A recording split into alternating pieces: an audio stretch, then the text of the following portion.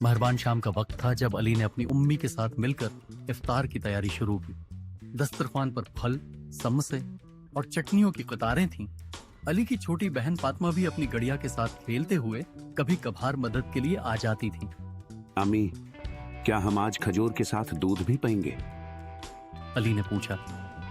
अली के वालिद अहमद और उनके दोस्त फारूक घर पहुंचे। अस्सलाम अलैकुम, सब कैसा है? अहमद ने खुशी से सलाम किया। फारूक ने बच्चों के लिए कुछ तहफे लाए थे। फातिमा ने खुश होकर तहफे खोले और आज का इफ्तार बहुत खास है, कहकर अपनी खुशी का इजहार किया। इजान की आवाज सुनकर सब खामोश हो गए और दुआ के लिए हाथ उठा लिए। अहमद ने दुआ की, ऐ अल्लाह, हमारा रोजा कबूल फरमा और हमें हमेशा खुशियों से नवाज। दुआ के बाद सबने खजूर खाई और पानी पिया। अली ने अपनी पसंदीदा चीज समोसे की तरफ हाथ बढ़ाया। इफ्तार के बाद सबने मिलकर खाना खाया और खूब बातें की। फारूक ने बच्चों को कहानियां सुनाई और फातिमा ने अपनी गड़िया को भी कहानी सुनाई। अली ने हंसते हुए कहा, ये इफ्तार हमेशा याद रहेगा। शाम का वक्त खत्म हो चुका था और रात की खामोशी छा गई थी। अहमद ने सबका शुक्रिया अदा किया। आज की महफिल बहुत खूबसूरत थी। अल्लाह हमें हमेशा ऐसे ही खुशियों में रखे।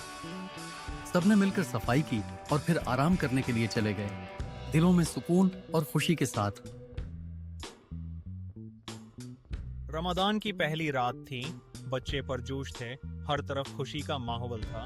मस्जिद से अजान की मीठी आवाज आ रही थी जो दिलों को सुकून दे रही थी। अली, एक 9 साल का बच्चा, अपने दोस्तों के साथ घर के आंगन में खेल रहा था। रमजान का चांद देखो, कितना खूबसूरत है। अली ने खुशी से कहा। अली की वालदा ने किचन से आवाज दी, अली आ जाओ, रमजान के बारे में कुछ बातें सुनो। अली किचन में जा पहुंचा जहां उनकी वालदा इफ्तार की तैयारी कर रही थी। उन्होंने अली को समझाया कि रमजान का महीना बरकतों का महीना है और हमें दूसरों की मदद करना सीखना चाहिए। अहमद, अली का दोस्त, बोला, रोजे से हमें सब्र और शक्र की आदत होती है। अली ने अपने दोस्त को बताया कि रोज़ा रखते हुए हमें भूख और प्यास की कदर करनी चाहिए और इन लोगों का ख्याल रखना चाहिए जिनके पास खाने के लिए कुछ नहीं होता। नहीं तो अली ने आसमान की तरफ देखते हुए कहा, रमजान हमें खुद को बेहतर बनाने का मौका देता है। उसने अपने आप से वादा किया कि वो इस रमजान में ज्यादा से ज्यादा नेकियां करेगा और अपने दोस्तों को भी उसकी तरगीब देगा।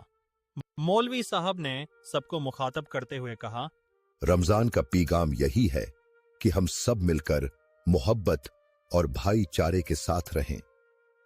अली ने उनकी बातों पर गौर किया और सोचा कि वो भी अपने दोस्तों के साथ मिलकर उसी पैगाम को आम करेगा।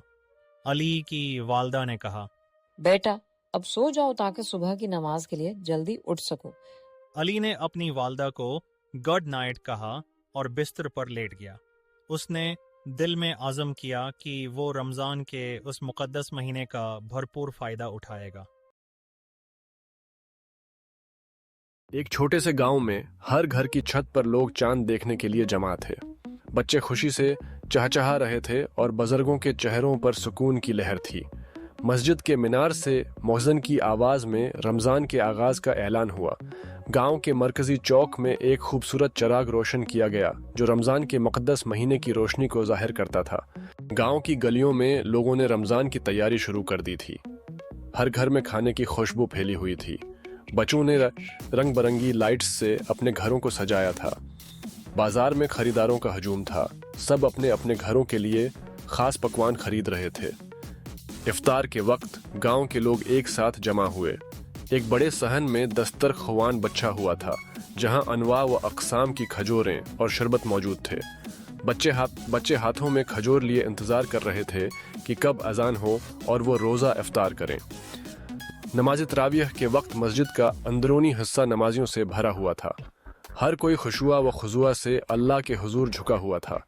बाहर आसमान पर चमकते सितारे खामोशी से उस रूहानी मंजर को देख रहे थे। सहरी के वक्त घरों में ख्वातीन गर्मजोशी से खाने तैयार कर रही थीं। کچن میں برتنوں کی آوازیں اور چائے کی خوشبو ماحول کو معطر کر رہی تھی۔ دیوار پر لٹکی گھڑی سحری کے ختم ہونے کا وقت بتا رہی تھی۔ فجر کی اذان کے ساتھ ہی گاؤں میں صبح کی روشنی پھیلنے لگی۔ لوگ مسجد کی طرف جاتے ہوئے دیکھا جا سکتا تھا۔